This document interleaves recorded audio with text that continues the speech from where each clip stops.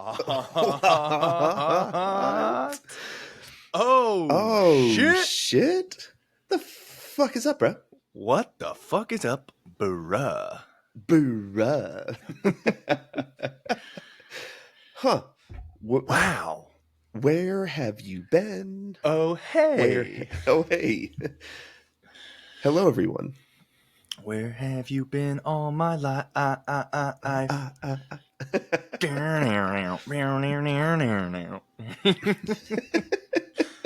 don't think I've talked to you since I was at Dodger Stadium. That's Right, where that we was our left last. off, right? That's where we left off. Was you going to Dodger Stadium? And then I just disappeared off the face of the earth. You disappeared, and then I went to Arizona for a weekend. So, like, our schedules have just not matched up in the Couldn't last have 2 been weeks. further apart. No. No. So yeah, sorry about that. Back to your regular scheduled programming. Here we are. Welcome back to Card Attendant Confessions. Welcome back. Welcome back. The card attendants are back. The card attendants are back. Card attendants Back are to back. confessing again. The longer we wait to come back, the more there is to confess. So there's so much to confess. I'm like, we have to try to like keep this to like a tight hour 10. We have like 2 weeks of stuff to catch up on. There's been so much going on out there in the world. Oh my God. I'm going to try to avoid most of it on this pod. So you know, how was Los Angeles and how was Dodger Stadium? First impression is that I actually really enjoyed it. It is a cool park. Sat in the bleachers, the right field bleachers, probably, I don't know, like 10 or 20 rows up. I don't quite remember. It all felt really close, and that was cool. We get there, and we were about, I think we got there like bottom first, top second, but we have to find parking. And, you know, it's classic up on Dodger fan fashion, showing up late to the game. Yeah. Well, we had to find parking. It actually didn't take that long to get there from Pasadena, but the parking lot is fucking full. We have to drive all the way to the very back near the back exit. Oof. And I'm like, oh no, like my dad's not going to be able to walk this. Oh, shit. What I'm thinking is like, if this was the Coliseum, like how the hell would I get in touch with the guys on the carts to like come pick me up? I'm not sure that the A's have that. Like where you can call them. Like, I just don't know. I don't know that they're equipped that way. So I'm kind of like freaking out. I was like, I mean, dude, we are so far away from the fucking stadium. Parking lot is massive there. And we're right next to an exit. That's how far we are. And I tell the kid working the exit, like, yo, is there any way you can call somebody? He's like, I can't, but I can give you the number to like the dispatch. And I'm like, all right, cool. Call them, fucking like instant pickup. They send a cart. It was there in probably like glitching. Are we choppy? No, everything's good on my end. It is not looking good on my end. Oh, I'm showing 99% uploaded, and you were talking clear. And okay, now we're back. But that my screen went gone for a second there. Yeah, so everything's been clear here, so it looks good here. I'm still seeing microphone. We're still recording. Yeah. Okay, so the guy shows up in like 5 minutes, 10 minutes with the cart, and he mobs. He mobs through the parking lot. He's even like hopping over like grass and dirt to get us there. He pulls up right to the front of the entrance, and so yeah, we get in, and there's food there. I'm like, I'm gonna go find a Dodger dog. The only thing that it took a while for me to get one. I don't know if it's because it was already like the second or third inning, but I mean, they should just be available at the first stop I go to. They should be there. Yes. And I had to damn near walk like all the way from right field to home plate to get one because 2 places were sold out of them.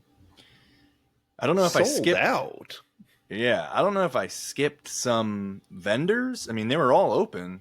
And I'm just like looking as I'm walking by, I'm looking for the word Dodger dog. And some of them only do like nachos and have like their specific thing. They're not all hot dog ones. Eventually I get it. It was pretty damn good. It wasn't like completely grilled, but there was still like a little bit of the char that you could see on it. Yeah, a little char on it. It wasn't like the pink wet Coliseum dog. I like a pink wet Coliseum dog. When you go to pull it open to do the ketchup and the mustard, and the bread is all still stuck to the wiener.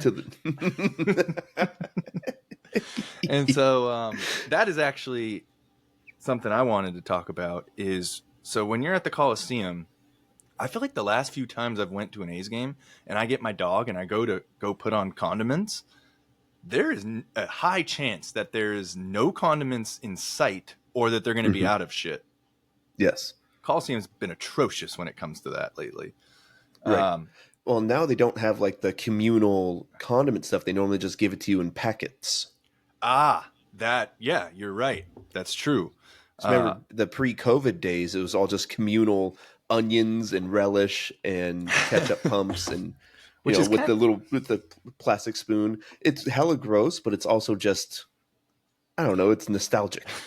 It's pretty damn bad when you think about it. Like, how many people have dug their fingers into this before I'm now scooping this onto my hot dog? In between the entrance and exit of a bathroom. Just like all the smells and liquids flying through the air. Jesus. And I'm scooping that onto my dog, like just happy as can be. Yeah. Nothing could kill me. COVID's a joke. And so I find the condiment bar. It's right behind the vendor thing. And ketchup was out. So of course. Oh, that's like the number one condiment. So I go to the other one. There's always one on one side, one on the other. I go to the other one. I'm barely able to get some out, squirt some out, whatever. Okay, mustard works fine. And then I'm waiting for this Dodger fan, this woman, to finish with the relish. Now, their relish is in like a rotating thing. I don't even know how to describe it. It is like, you know how like when you turn a bingo thing and it's like juggling all the, and then it has an opening for when to come out. Well, their relish, like you turn it like that, and then eventually, like every cycle, some will fall out. Huh. And you're supposed to put your hot dog under that, and it'll just fall onto your hot dog. So you never really have to scoop anything. You just kind of turn this thing. And she was not getting it. she was having a hard time with it. And so I thought it was going to be empty. And then she's like, "Oh, I guess there's no more." And then she goes to like do other condiments. I go up to it because I'm a man and I have to try it to see if she was wrong. You have to. You can't just believe. You can't just believe somebody else. You're a man. You have to do it yourself to see. I can do it better. Yeah, they're just doing it wrong. I've never seen this contraption ever, but I know I could do it better. I've never seen this contraption before in my life. So that maybe played into it. Like I wanted to try it out and like, yeah. What is this thing? Huh?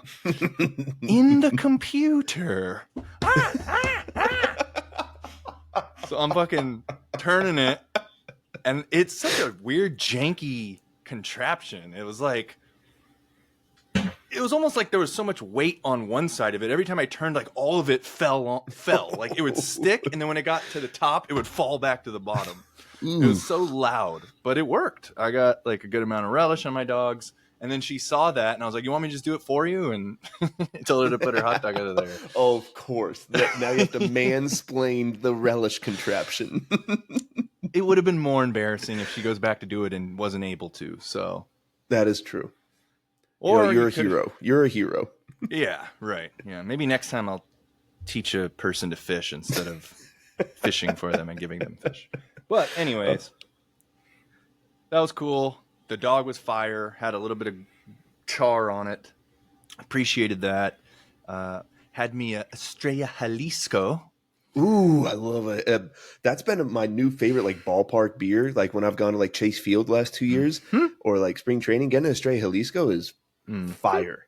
It is fucking good. And there's something about it. It just fits with being at a ball game. It does. It really feels like my new favorite ballpark beer. I felt like I was drinking out of a Miller Lite Vortex bottle. Like that's how it flowed. It just flows. It does, man. That's a damn good ballpark beer. It's not the first time I've ever had that beer, but it's the first time I've had it I think it's the first time I've had it at a ballpark, and having it in Dodger Stadium just felt pretty much like the right thing to do. So, so yeah, I had me a couple of those and sat in the bleachers.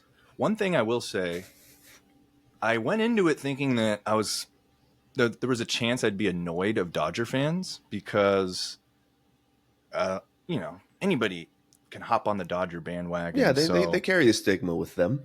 And there's other stigmas out there for like other fan bases, like Yankee fans, obnoxious. I'm pretty sure that one's just true no matter what. Yeah.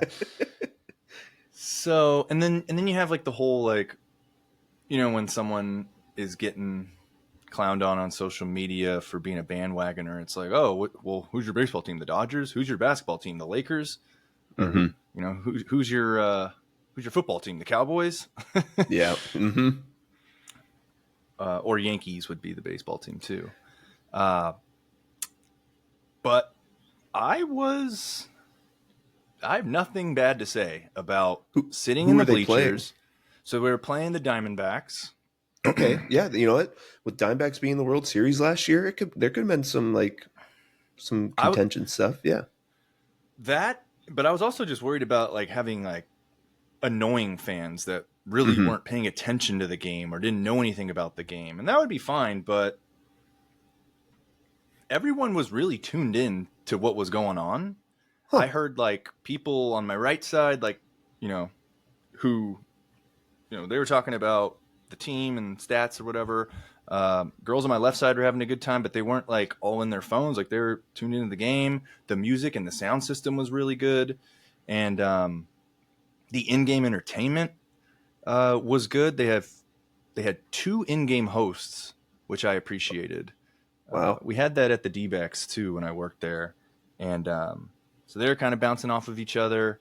It's just like you felt like you were at a show or you were being entertained by the product, which is how it's supposed to be. It's supposed to be entertainment, not just you should like the game and that's why you should be there. You should show up for this team.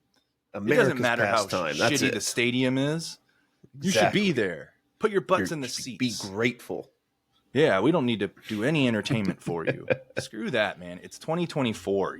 People's attention spans are shorter than ever. Like, yes, you need to keep us entertained, or everyone's just going to go on their phone.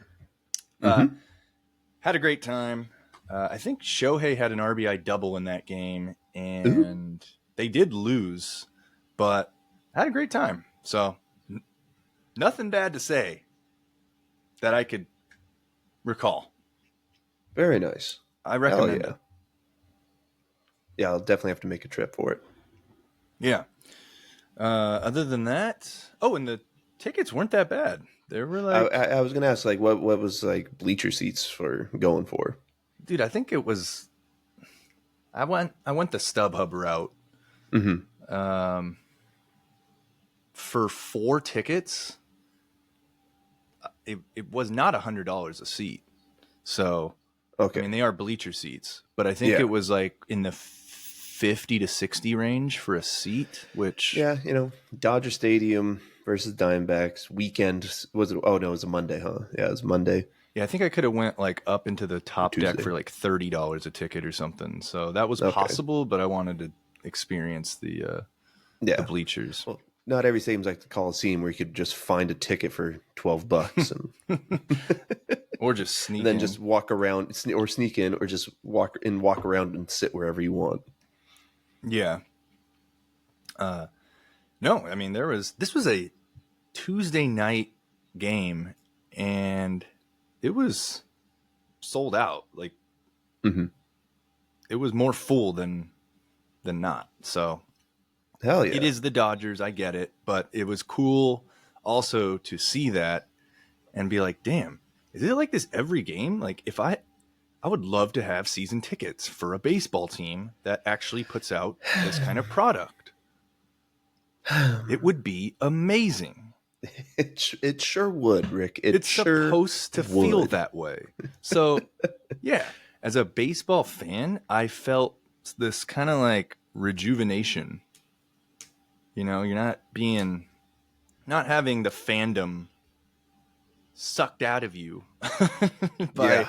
God, dude. by just poor experiences. Yeah. To recap on my end of during our hiatus, yeah, Yeah, what were you doing? I went to Arizona for a weekend. Check out the Trader Joe's I'm transferring to. Check out that store, and then I checked out the campus down at downtown Phoenix. And I looked. I didn't go tour any apartments, but I just looked at like buildings around like the area that'd be like walking distance to campus and whatnot. Um, Not bad. You know, even it was 100 degrees already.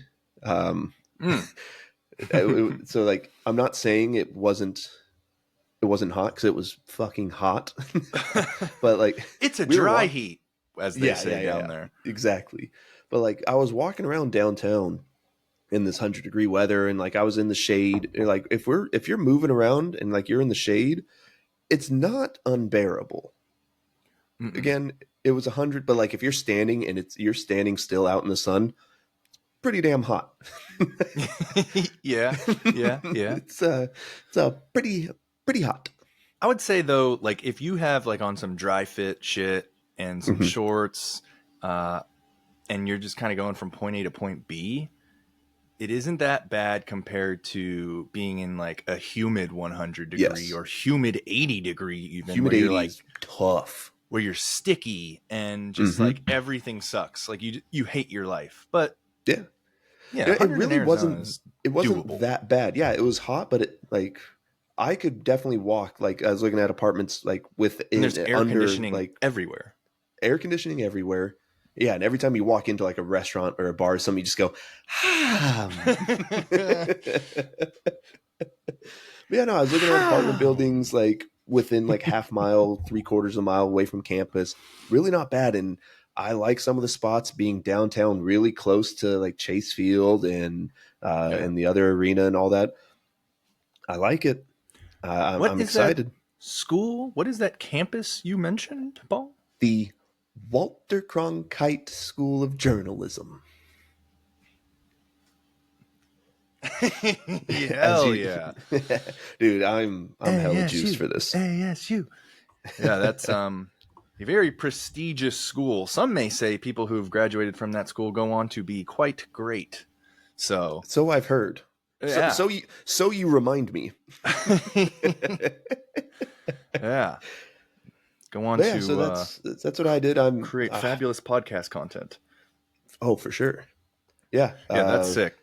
I'm already signed up for all my classes. For the first day of class, August 22nd. It's like three, just like not intro to journalism because it's a master's program, but three different courses just on journalism, and then one about like ethics and whatnot. But Mm-hmm. and like a master's seminar. But no, I'm pretty damn juiced. Yeah, I'm like just under 2 months away from moving down there. Let's do it. The transfer Woo! portal is open. The yeah, they gotta they gotta make sure you get an ethics course in there, so you are one of us, one of One us. of us. I was thinking about that the other day. There was like, I mean, we were quizzed on that a lot. There's like the pillars of the Society uh, of Journalism or something like that. The SBJ Code of Ethics, and Hmm. there was something that happened the other day where I was like, this person violated SPJ Code of Ethics somehow in this report. I'll try to remember it, but yeah, awesome. Well, looking forward to that. When's the move date? Do you have that set? So my last day of work here in San Diego is like July 25th. It's like a Thursday, and I think that following Monday or Tuesday, I'm just hopping in the car and going. Mm-hmm. I'm not Mm-hmm. bringing a lot with me. Just fucking go. Just Just go. going. Go on. Just Get. going. Go on. Yeah, I appreciated my time in San Diego, but it's time for a change. I'm hella juiced for it. Hell yeah. I was looking at the ASU football schedule, and I think it's game two. Game one might be on the road. Game two, I think they play Wyoming at home, which Mhm. should be a win. Should. They I all know the program's not in a great state right now, but and even when it was like we always get these surprises with yeah, like even when you should win, it's much closer for no it's reason. like why is it 13-7 in the second quarter against FCS West? No, not FCS West, not the generic team. Why is UC Davis still in this thing and it's halftime? Like, yeah, why is the dagger not in place yet against UC Davis or I'm Eastern pretty sure we Washington? lost to San Diego State not that long ago, like last year or the year before. So, and that's always like the first or the second home game. It is that game. It every fucking year, man. And it's like, can we just fucking blow them out? Like, have can we just be a Division I program for one time, please? This game is supposed to be like. When I went to Cal games, and it was like Cal versus Eastern Washington, and Javid Best would have like 5 touchdowns in the first half. Dude, Cal is just such an underrated factory of NFL players. Yeah, it's because they don't do shit as a team, which but they have the talent is insane. It was running back U of the West for a long time. JJ Arrington, damn, Marshawn Lynch, CJ Anderson, Javid Best, Justin Forsett. Yeah, many. There's one more. Because there was one year in the NFL playoffs. It was like the final 4 or final 6 teams, and all 6 of those teams had Cal for their running backs. It was like the Patriots. They had Shane Vereen. Shane Vereen, thank you. Mm-hmm. Yeah, it was like Marshawn Lynch, Justin Forsett, Shane Vereen, God, and some other ones. It was like CJ Anderson. CJ Anderson. Yeah, all the remaining teams had Cal running backs. So sick. I don't know what's going to happen with them in the ACC. I don't even know how long that's going to go for. Brutal travel schedule. Yeah, it really sucks for Cal. It also sucks for the teams out there too. Yeah, they're like, what? We shouldn't have to make this travel. This random trip to California. Yeah, twice. But, if a team pulls Cal and Stanford. Like, is this going to stay into effect for a long time, or is it just like until they find a different solution here? I don't know. I don't know what college football is going to turn into. Why doesn't Stanford just go independent? I don't see. They always felt like they should have been. If like once the Pac-12 folded, Stanford kind of felt like the Notre Dame of the West. It should be independent. Maybe they felt obligated to stick with Cal and keep that going. They still could have scheduled that every year. Yeah, you would think. Because like with USC and Notre Dame still play every damn year. Mm-hmm. Well, I'm looking forward to the Big 12. ASU's first year in the Big 12. Oh, that's what I was getting at, though. So the game after Wyoming is it's actually an SEC game. The Sun Devils play Mississippi State. Yeah, Mississippi State Bulldogs in Sun Devil Stadium, which I think has some weird name now. They finally got sponsorship and call it's fucking Sun Devil Stadium. Fuck off. Fuck you. It's something like American Family Financial or something like that. Yeah, I don't know what it's always an American Family Field or something like that. Every sport has an American Family Stadium or something. Yeah, pretty fitting for us though. We've got the Tillman statue and just there's a lot of pro USA there, so which is not a bad thing, but it's a little fitting. But as I'm saying,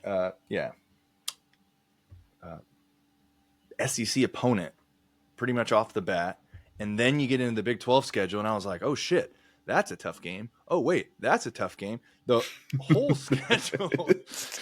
The first year might be a little punch in the face. Just, oh hey, BYU. Yeah. And then you get, Arizona's going to be better. They've been getting better the last couple years. After we beat them like 5 years in a row, they were dog shit. But yeah, I think they ran our asses last year. And yeah, the Big 12 just, there's no Texas and Oklahoma, but it'll be interesting. And then I think Utah and Colorado came down too. So Colorado went from the Big 12 to the Pac-12, back to the Big 12. Yeah. Well, let's see. We're going to see. Hopefully these boys have been recruiting.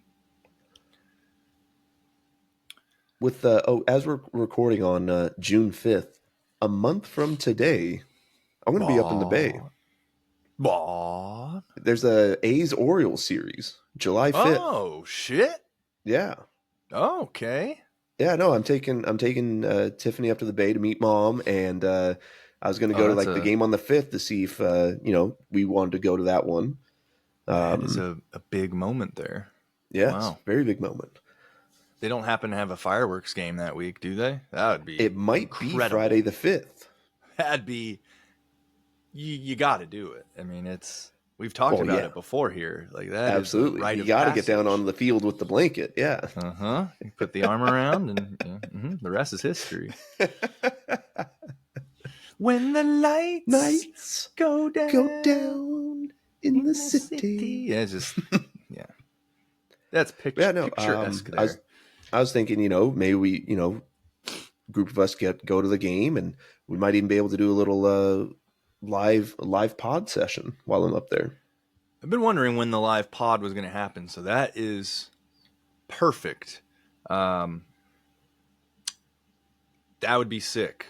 And also we could do some scouting or some casing of the joint and take a look at where the troughs and the bathrooms, and maybe how the seats are fitting. And because this is the last year in Oakland, and people are going to want to walk away with some furniture. I'm going to need a souvenir. That final week in Oakland, I have a feeling things are going to become detached to that Coliseum. Did you see the prices for the tickets for the final home game? I have not looked for a couple weeks now. $82 for third deck. Oh, man. Third deck at the Coliseum, $82. So.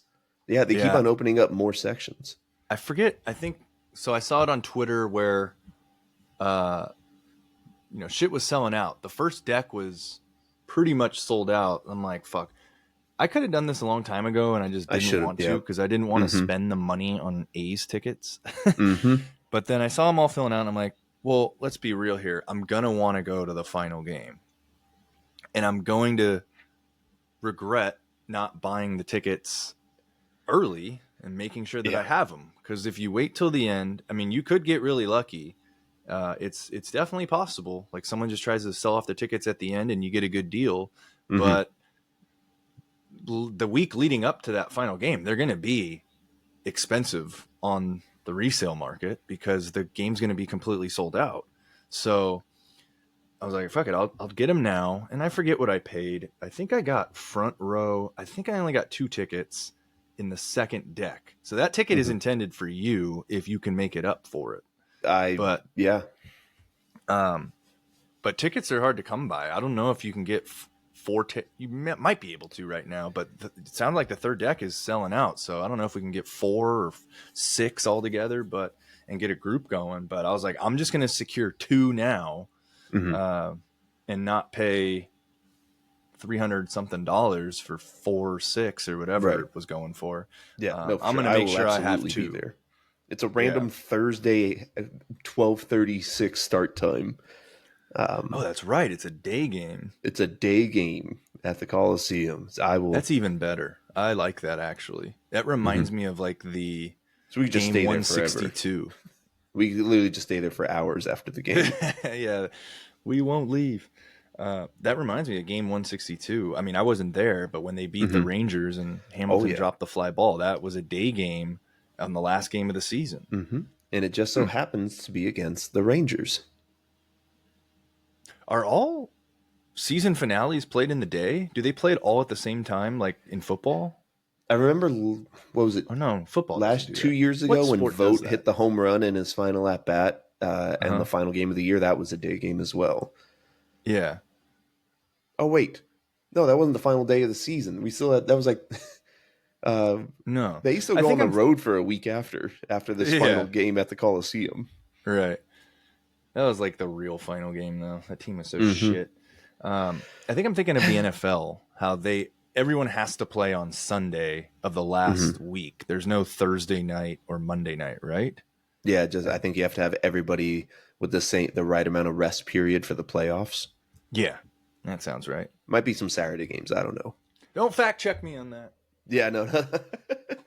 We're just riffing and ranting here. Welcome back to the riffing and the ranting. So yeah, A's last season in Oakland. How about last night? Speaking of Oakland and the A's, the Oakland Ballers had their first game.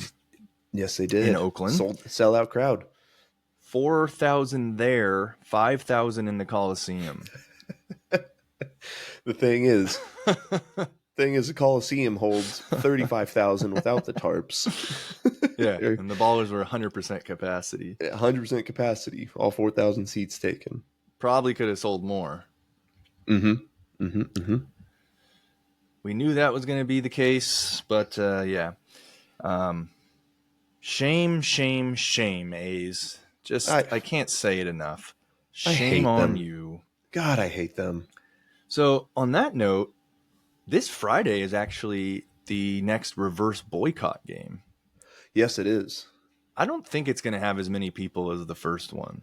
But no, this one, I kind of forgot it was, and then I saw something on Twitter today reminding us about it. Because I remember last year for months, everybody was talking about or not even, like, at least like the month prior leading up to it. It was every day. Yeah. This one they're having a big old thing at line 51 before it with Damon Bruce and Damon, I can't say his last name. I would get it wrong too. It's like Amendola or something. Yeah. Amendola cool. Or something like that. Damon and Damon. Yeah. So like that's sick. I hope a shit ton of people go. I don't think it won't be like the whole 50,000 because I think a lot of people are also just done. They're just done. Like I gave Everybody's just hurt. What I had. Yeah. Yeah. Gave it my farewell. See you at the last series or something. Mm-hmm. Mm-hmm. That's kind of how I feel too. I don't have tickets for Friday. I would like to go, but I don't feel it's like as I have to go like it was last year. Like, yeah. Developments have happened. I thought we still had time last year. Yeah, they're already going to Sacramento. Like we still had a little bit of hope. Like we knew that they had to, we thought they were going to extend the lease in Oakland, and we all know John Fisher can't complete a plan, so Vegas was going to fall through. They were going to just have to stay in Oakland. Maybe they'd force him to sell, but no, he took that from us by announcing Sacramento. He'd rather play in a minor league ballpark than remain in Oakland. His dream of Aaron Judge hitting home runs. Love that. Was when the Yankees were playing San Francisco this past week, and like Soto and Judge were just hitting nukes everywhere. They're like, wow, John Fisher must be so conflicted. His two favorite players are hitting home runs against his favorite team, the San Francisco Giants. Yep. I fucking hate that is so true, though. Man, that is just embarrassing. Dude, that's just. Why are you the owner then? Fuck. The owner of our fucking childhood favorite team is a fan of our biggest rival. We were doomed from the start, man. Oh, dude. Oh, I think you said something like this the other day. You're like, I wish I just was never a fan of this team. Yeah, it's like I wish I was born as a fan of anybody else growing up.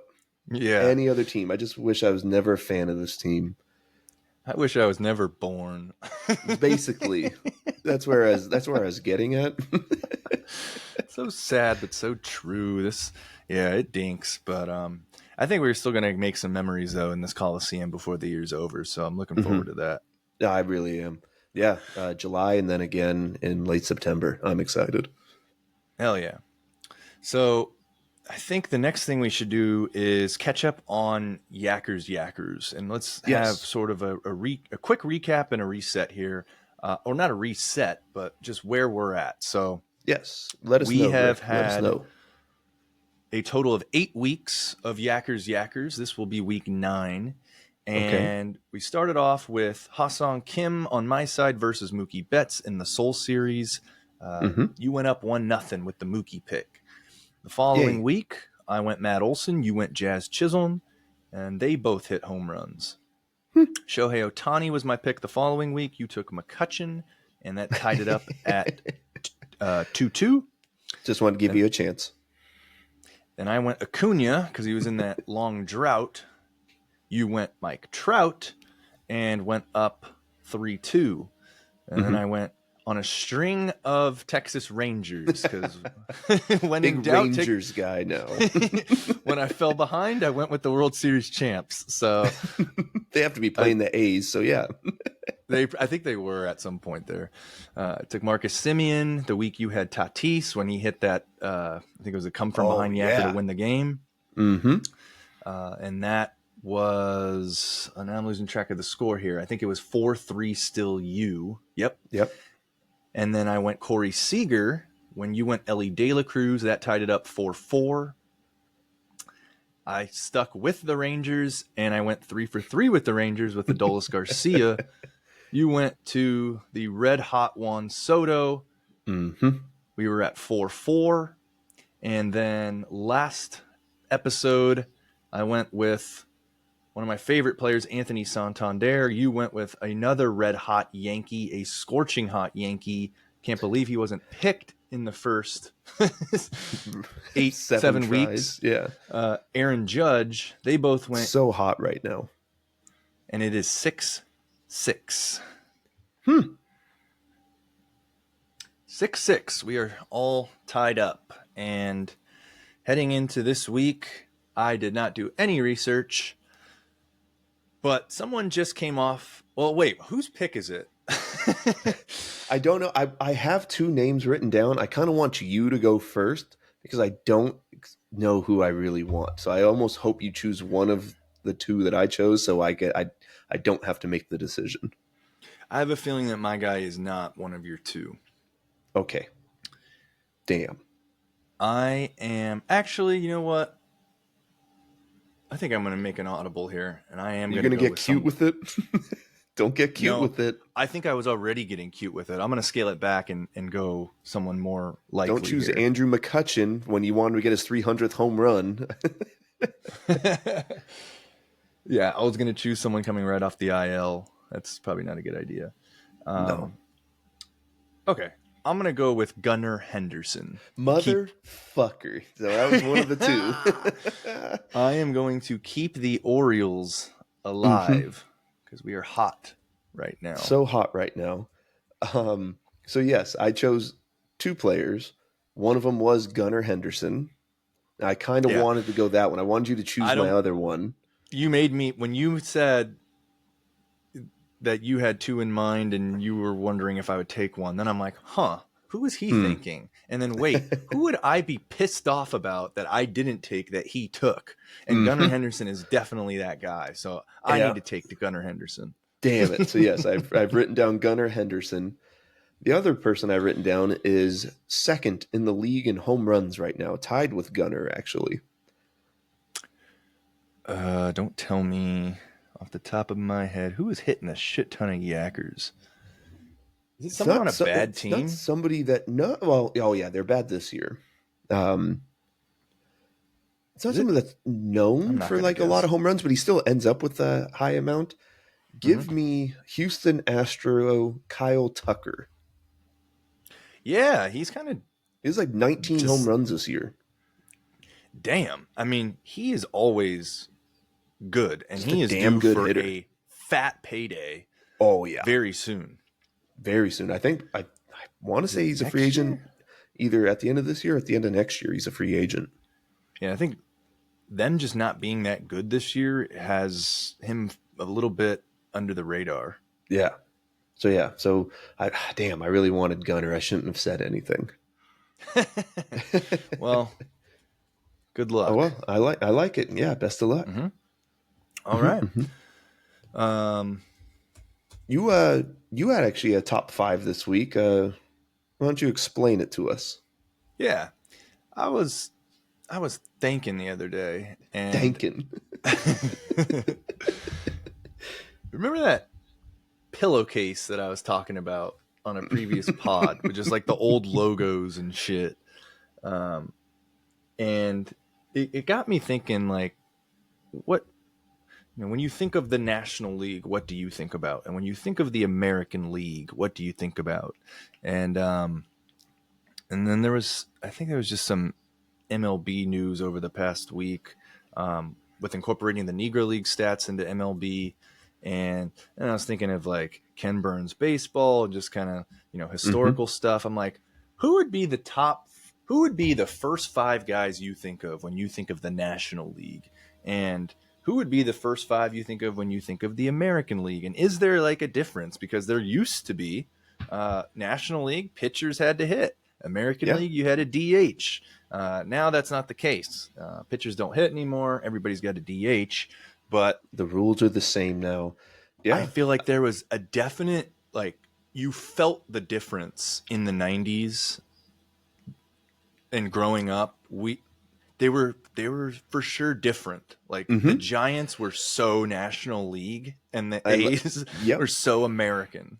Yeah, and I like how you said the 90s, because, all right, you know what? No, I actually have a game for you.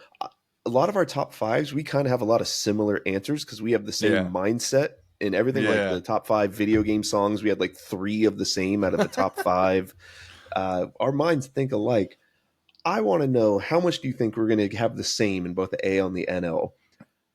I think the AL is going to actually differ, but I think the National League, we're going to have at least 3.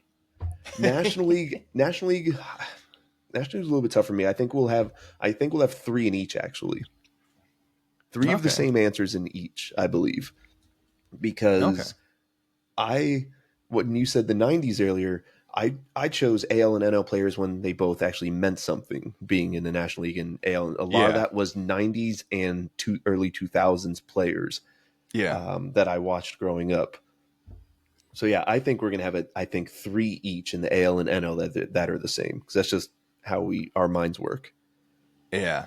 Yeah, I think I'm going to say National is going to have more, because American has our A's fandom involved, and one of us may or may not sway that way. I think there's just a possibility. But I think 3 in the National is definitely possible. So how about we just go like, I'll do my American League, you do your American League, and then your National. So I kind of have them ranked. My number 5 player when I think of the American League is Alex Rodriguez. Oh. Little A-Rod, Mariners, Rangers, Yankees. Then I start picturing all-star games, and I just always remember A-Rod at the all-star game and being all stupid A-Rod like. So A-Rod, my number 5. My number 4 is going to be Cal Ripken Jr. There's one. All right. Yeah, I had Cal. He played for so long, the Iron Man. He played for one damn team, the O's. So yeah. Number 3, I think of designated hitters, and I think of David Ortiz. Oh. Twin Red Sox. Twin and Red Sox. So yeah, I think of, because I always remember interleague games, and the rare occasion he'd play first base. I'm like, what is David Ortiz doing over at first base right now?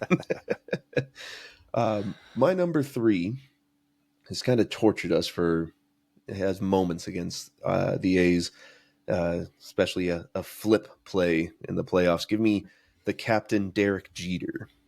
Yep. That was my number 1. That was my number 2. So American. He is so American League. Like, by the book Jeter. I know that you could be by the book in the National League, but for some, I think it's the Yankee, like, clean cutness. Yeah. It just feels American-ish. Yeah.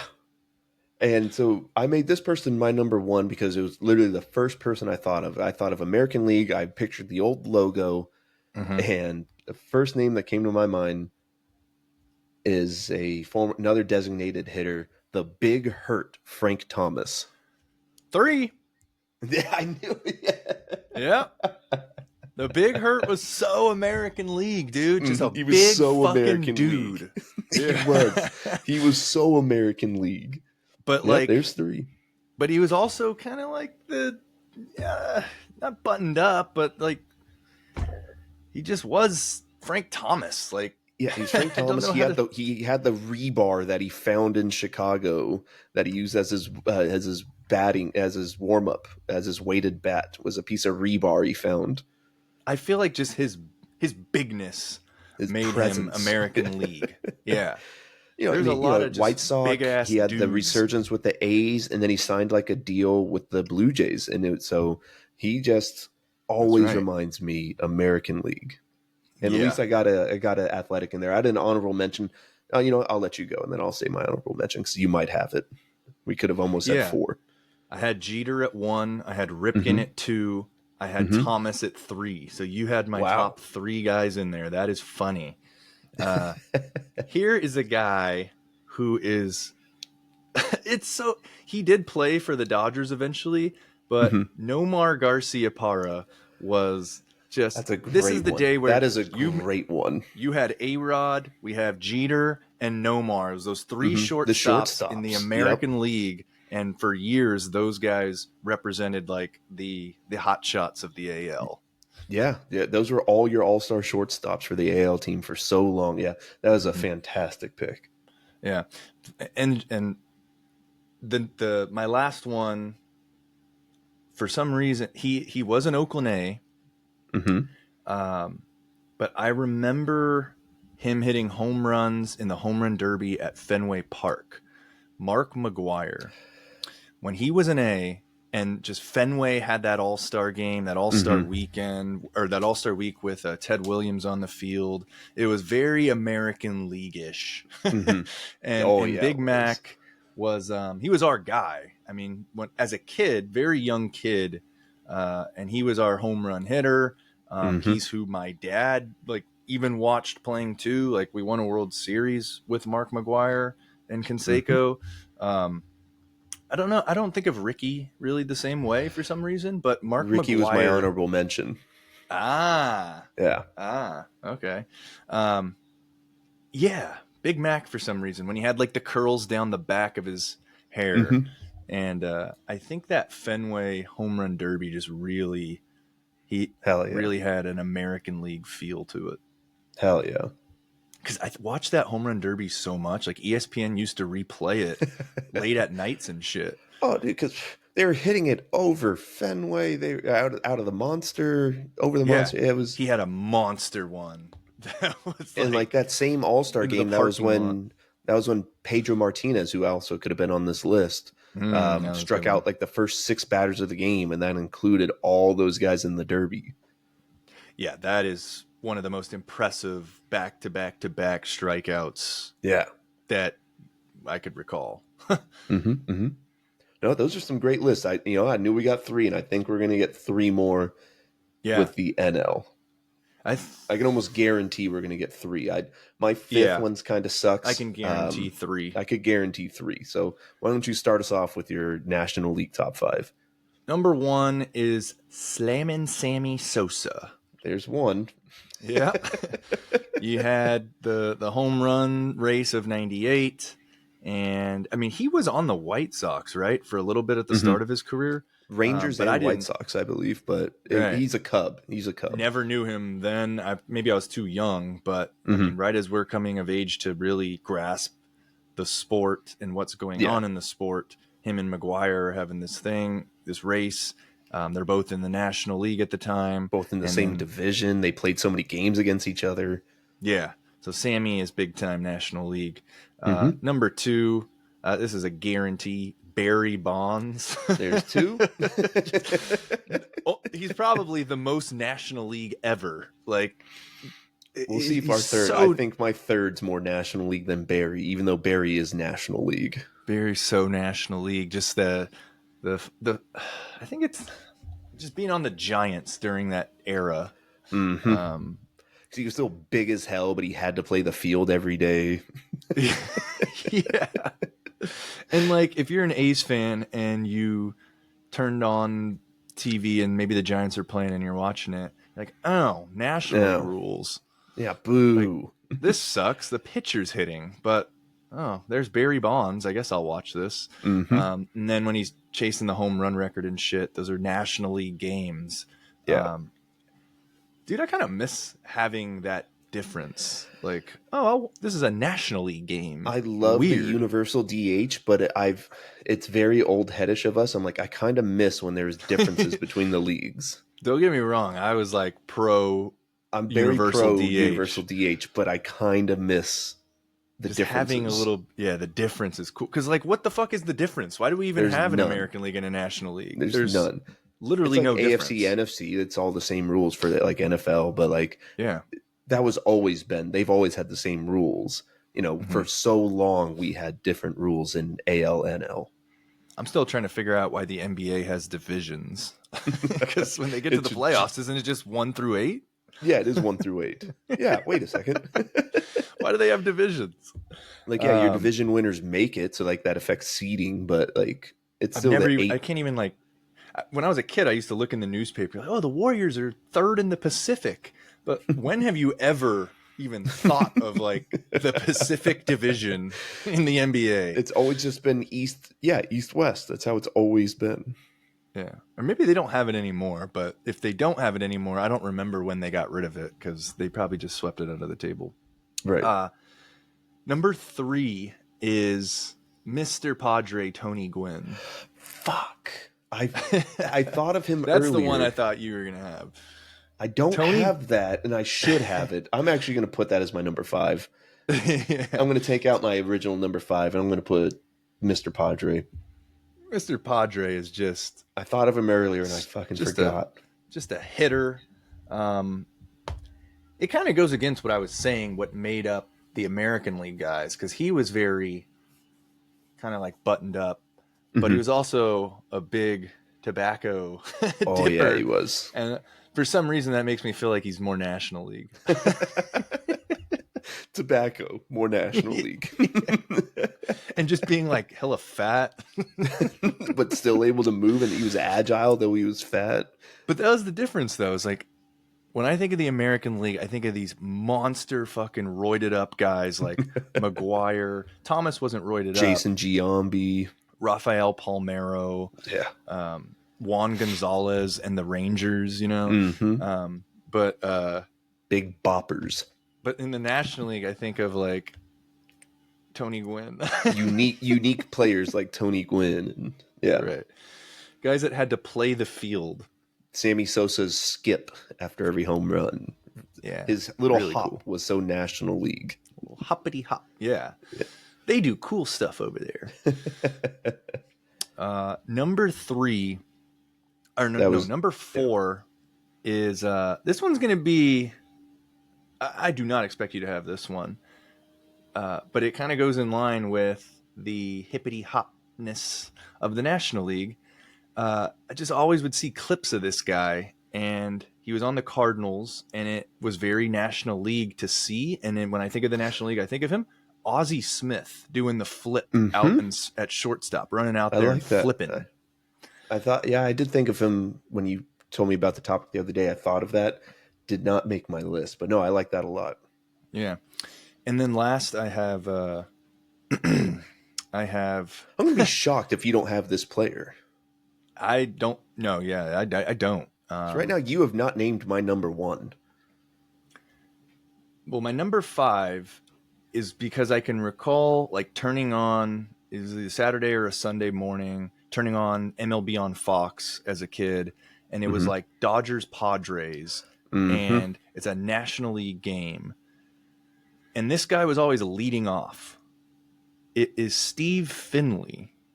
Huh. He was always leading off. And he also played for the every Diamondbacks. NL West team. Yeah. Oh, yeah. He did play for the Giants. But he played on the Diamondbacks when they won the World Series. He's played on the Dodgers. He's played on he came up with the Padres. Yeah. He was like lead off for the Padres. And I just think he hasn't played for the Rockies. Yeah. So pretty good. National League. And it's ingrained in my head seeing the starting lineup on the MLB on Fox on a weekend morning, and Steve Finley was leading off. So, yeah. That's my weird number 5. I like it. I want to hear who this number 1 is that I didn't think of. So my number 5 was Al Leiter. I'm changing it to Tony Gwynn because Tony. I like the change. I like the changes. That's why I was like, I didn't care for my number 5. I told you it was like Al Leiter is very National League. He's so National League. Fucking old ass playing on the Mets, even with their black jerseys, but he just looks so old. Yep. And it's just like, you're never getting out of the National League, are you? No. So Tony Gwynn's my number 5. Al Leiter moves out of that position. Number 4, give me a Brave starting pitcher, Greg Maddux. I thought of Greg. Yeah. Yeah. So fucking National League, dude. Just a dork. And Cubs. Played for the Cubs. Yeah, he's on National League. Big 3 in Atlanta. Was it a big 3 or a big 4 in Atlanta? So it was Glavine, Maddux, Smoltz. I think Al Leiter might have been on that team for a year. I don't know. Of course he was. Al Leiter was Marlins and Mets and all that. But yeah, Greg Maddux is my number 4. Number 3, I had Sammy Sosa. Yeah, you already said it all. It's Sammy, slamming Sammy. Number 2 was Barry Bonds. There's this team, they've already appeared on this list, that I contribute more to the National League than I think anybody else, because this team won 14 consecutive National League East titles. It is the Atlanta Braves, and it is one of the greatest switch hitters of all time. I picture the big old jaw that he used to playing third base, Chipper Jones. Yeah. Chipper Jones is just such a National League guy to me. When I thought National League, it was Chipper, and then I thought Barry. So yeah, the Giants and Braves just seemed like the most National League teams ever to me. And Chipper Jones was my National League guy. I was a little surprised you didn't have him in your top 5. I didn't, but I am like the whole Braves era is very nostalgic when you think about it. I remember like having a old Little League baseball magazine, and in it was an ad for, I don't know if it was Got Milk or something, but it had like 3 or 4 of the Atlanta Braves on it, and I'll always remember that ad. It was so National League. Just you could put night so games many Braves at on Turner that list. Field. And again, I think I mentioned this on a previous pod.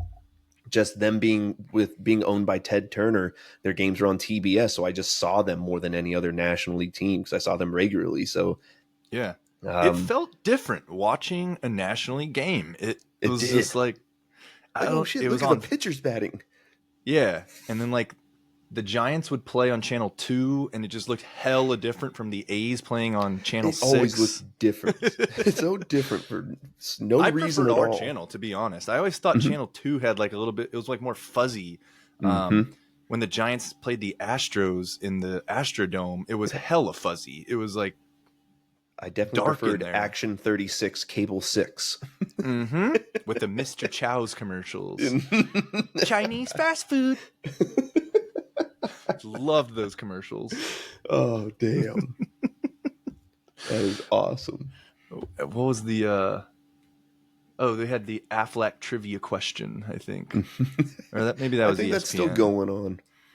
No, we had something on Action 36 that was like that. I might not be able to remember it. Maybe it was like the relief when they like pitching change or something. They do something. Speedy oil change. Yeah, speedy oil change probably. Yeah. That was a great list. I love that. That was a great list. There was one name that I think popped into my head as you were talking about National League that I was going to say. I thought of a couple. I thought of way more National League players than I could American. 2 other names that I thought of was one of the greatest imitated swings of Gary Sheffield. Even though he played for the Yankees. League. But like, it's so National League. And another is a relief pitcher who played for the Marlins and the Giants. Rob Nen was so National League to me. Oh, I just thought of an American League pitcher, Jamie Moyer, who pitched until he was like fucking 50. 40. He probably played on National League teams, but I just remember him on the Mariners for so long with those little pants. Like the pants barely, they were so tight, and I'm like, dude, get bigger pants, man. They're like, they don't pull down to your ankles. And you wear the stirrups still. Like 10 years past when stirrups were worn. Well, now they're cool again with Tatis, but he was just an old man. It was just an old man. Like, that's where you can get away with that in the American League. Just get grandfathered into the 2000s, still playing. Yeah, like we could have used Mariano for the AL, and we could have used Trevor Hoffman for the NL, but like Trevor Hoffman would have been a good one. They just didn't come up. It was always just like the hitters. Very few pitchers were going to make this list. Hitters are more fun to talk about with these lists. Oh, yeah. Pedro would have been a good pitcher, though, for the AL. Yeah, even though he played for the Mets, but he was always just a Red Sox. And we could have went more A's players, but it wasn't.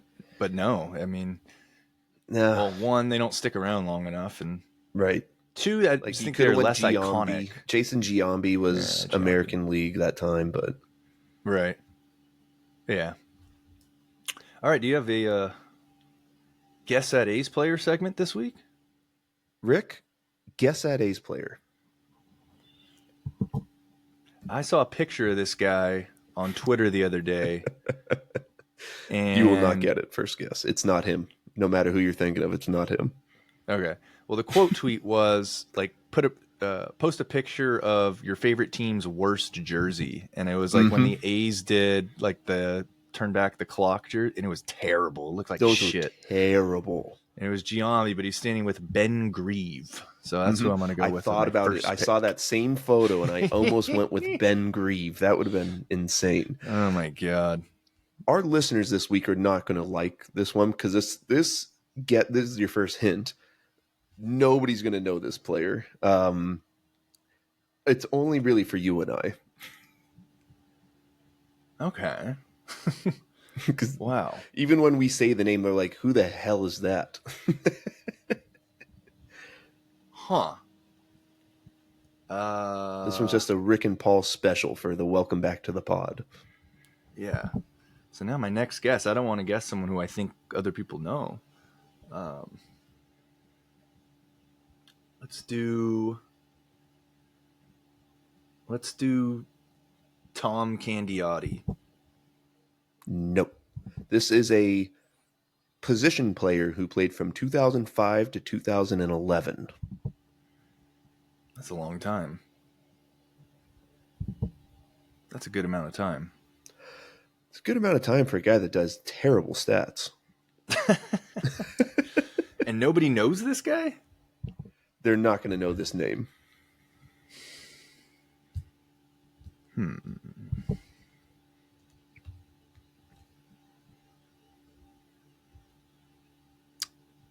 Give me...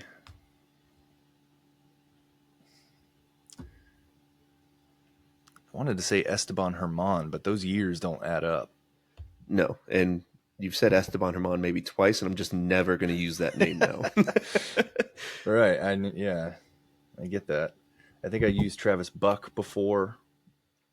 Travis Buck was one of them 1 year. Jay Payton. Not 1 year. I've used. I'm trying to go through the Rolodex of just random A's players starting in 2005. So your next hint is he only played on the A's from 2010 to 2011. Oh, I thought he was okay. He was in the Bigs 2005 to 2011. He only played on the A's at the back end of his career. Oh, okay.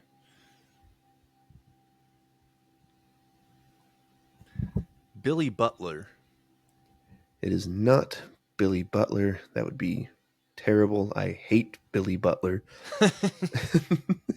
Country Breakfast. I fucking hated that. Butler did it. Ugh. Stop it. This player played for Boston and Arizona and Oakland. Not in that order. He played mostly outfield and first base.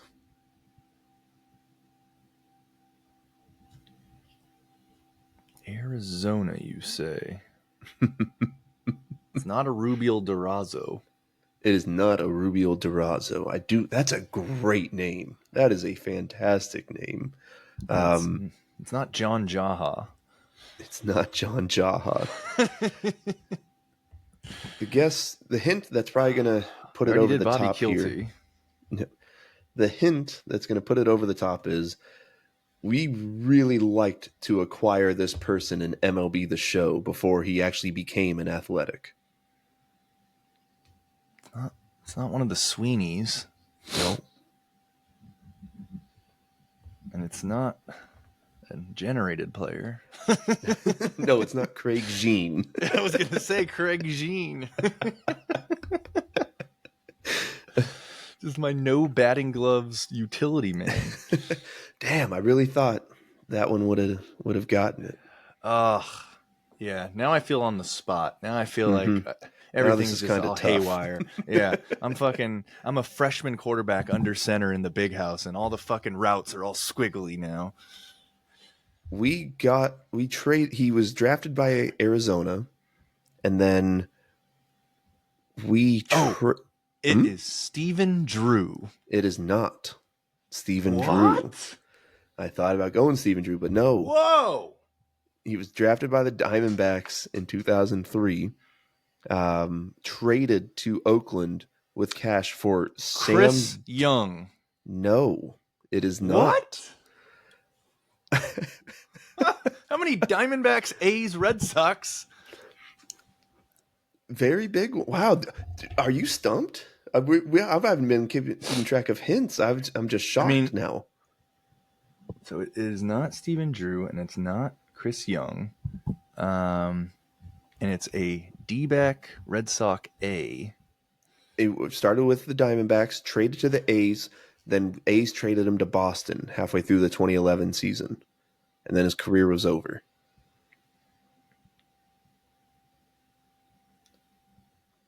He actually did terrible for us. We traded... This guy used to hit like 15, 12 home runs. Comes to us and just can't hit yackers at all. First baseman, we really liked him in show. Mashed left-handed pitching. Right. Is it Jack Cust? It's not. So he's a right-handed hitter, mashed lefty. Did he go to pitching. Cal? He did. Is it Connor Jackson? It's Connor Jackson. Oh, man. Wow. I did not know he actually did well, though. I thought he was just shit his whole career. He actually was a career 270 hitter. Oh, wow. 52 home runs, he 270 lefties hitter. in show. I think the same year that lefties in show. Like the same year we had him on the A's, I think we might have had Jack Cust also. Mm-hmm. It was like those two were the big power hitters. Yeah. And yes, I do remember that he came from the D-backs, and believe he was a Cal. Mm-hmm. He was a Cal player. That's a hint that I meant to use earlier, that he went to Cal. That probably would have directed you. I would have given it away, yeah. But yeah. I'm glad that worked out. So, yeah. Ooh, Connor Jackson. Yeah. Well, how many... He was hitting yackers on both sides of the A's? On the D-backs and the Red Sox? No. So, like his first full year in the league, knocked out 15. Next year hit 15. Next year hit 12. And then he was hurt in 2009. But 2010, he started with Diamondbacks and was traded to Oakland. And he hit 1 home run with us in 18 games in 2010. Then he hit 4 home runs with us in 2011 before we traded him to Boston. Oh my God. That's crazy because he hit like 40 plus for me in show. This guy stunk with the A's. His career fell fast. Yeah, I would bet that not a lot of Major League Baseball fans even know who Connor Jackson is. I apologize for the listeners. This one was really just for Rick and I to talk about, to talk about Connor Jackson for a couple minutes. But that was a really good one. I mean, it was so obscure. I really had to dive deep into the fucking archives of my brain to. Yeah, I've gotten critiques of them being too obscure sometimes. So I said, fuck it, I'm just going to do the most obscure one I could think of. Yeah. And you know, I'll get back to more of the mainstream next week. Yeah. Well, the Schwab is yet to be stumped. R.I.P. R.I.P. to the Schwab, dude. I've been watching clips of him whenever they come up, well, the week he passed, there was a lot of clips of him on the timeline, and man, I used to love that show. Come I home from love that show. school, and yeah, you and I are both big sports trivia guys. Oh yeah, yeah. So anything with like, yeah, trivia, and they made a show of it, and I kind of hated him. He was kind of annoying, but he was annoying. He was cocky. It was like, yeah, he was cocky. But also, I couldn't stop watching. It wasn't like a Stuart Scott cocky. It was like a nasty fat guy cocky. Fuck. It's like, all right, you know your shit, but you kind of look like a piece of shit. Oh my god. All right, and there it is. And there it is. Now we're done. Now we're canceled. That's another episode. That's it. I don't have a final confession. Do you? I had one, but now I have a new one. I'm going to confess that I don't think the Schwab was a piece of shit. Okay. All right. I take that back. He was actually really cool, and he was a trivia guy, a sports trivia guy, a sports statistical guy who somehow got his own show. So that's pretty impressive. Pretty impressive. Yeah. Yeah. I don't know if I'm going to be in this booth again. I like to consider myself as a man of faith. As there's a deep drive into left field by Castellanos. It's 4-0 Reds. If you give me a final minute, I can probably bang out this final confession. All right. It's all you. I got nothing, so finish us off. We were talking about earlier in the pod about Phoenix, downtown Phoenix, and yes, Chase Field. I used to work at the Diamondbacks, and I have a confession. I almost killed a kid in front of an entire stadium. I was in charge of picking a kid to participate in various games during the game, like during the inning change. So we do the thing called like Plinko or whatever, and someone has to like put this marker, and it goes into like a Wheel of Fortune type thing, and blah blah blah. They win a prize. And then there's other games where I have to pick contestants for out of the stands at random, make sure that they're able to play the game. One of the games was catch a fly. It's you pick a fan to go on the field in, I think it's like the bottom of the sixth. They stand out in right field. We bring a pitching machine onto the field, and we shoot up fly balls. You get 3 of them, and if they can catch it, they get the prize.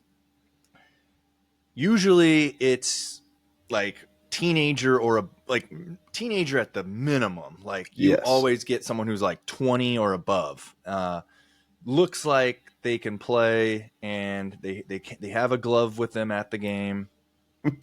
And this particular game, I'm having trouble finding, for some reason. Like usually have to find like 3 or 4 people per game for various games to appear in. And so I've got like the other ones, but the whole game I haven't found someone to do catch a fly. And walking the concourse, and this is like probably like 4th or 5th inning. So we're getting close, dude, because I have to tell the control room what the name of the contestant is. I have to even get a waiver signed beforehand too. So we're getting close. I'm like, fuck, I need to find someone for this shit.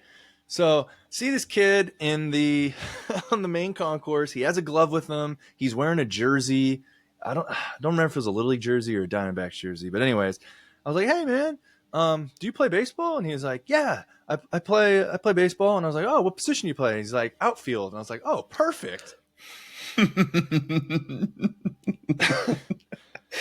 Well, there's your first problem.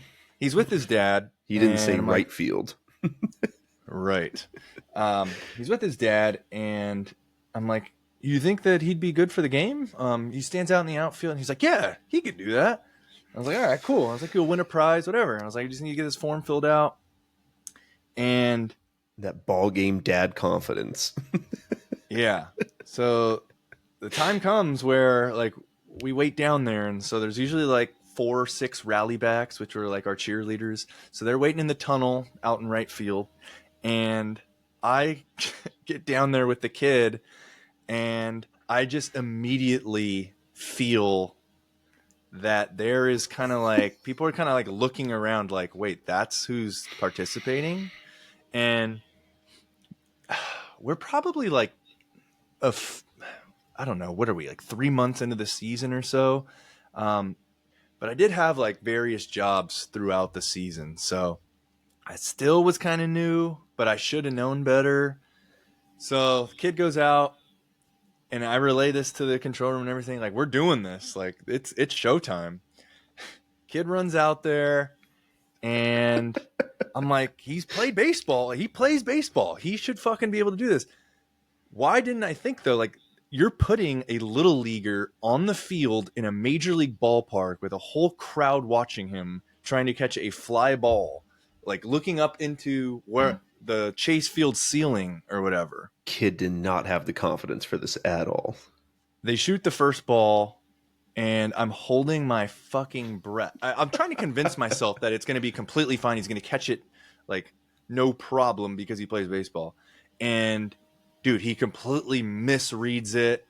I don't even think he like saw the first ball, and it comes down and he doesn't even touch it. It lands on the ground like away from him. And I'm like, oh my God. No. And I see like my supervisor, I like look back at the tunnel. My supervisor is like fucking like biting his pen, like with his hand on his head. Like we're all like, holy fuck, dude, just please like miss all 3 of them and let's get this done. Like, do not like get knocked out by the ball or anything. Second one goes up in the air. Same thing, dude. He's having trouble locating it. Can't find the ball. He's like running for it. And I think it like dropped behind him or whatever. I'm like, dude, please not fucking don't get hurt. Don't get killed. I'm probably getting fired after this anyway. Third ball goes up. He actually is like running towards it. I think they may have shot it like in front of him on purpose on this one. He's running to it, clanks off his glove. It looked a lot better than the other 2. He didn't catch it. He loses the game.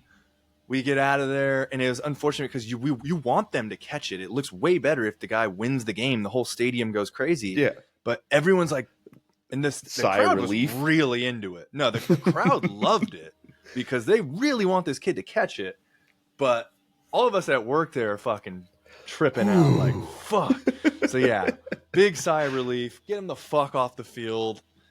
Get in the tunnel. Hey man, thanks for playing. Good job. Here's your like your consolation thing. Give him like tickets or whatever the fuck it was.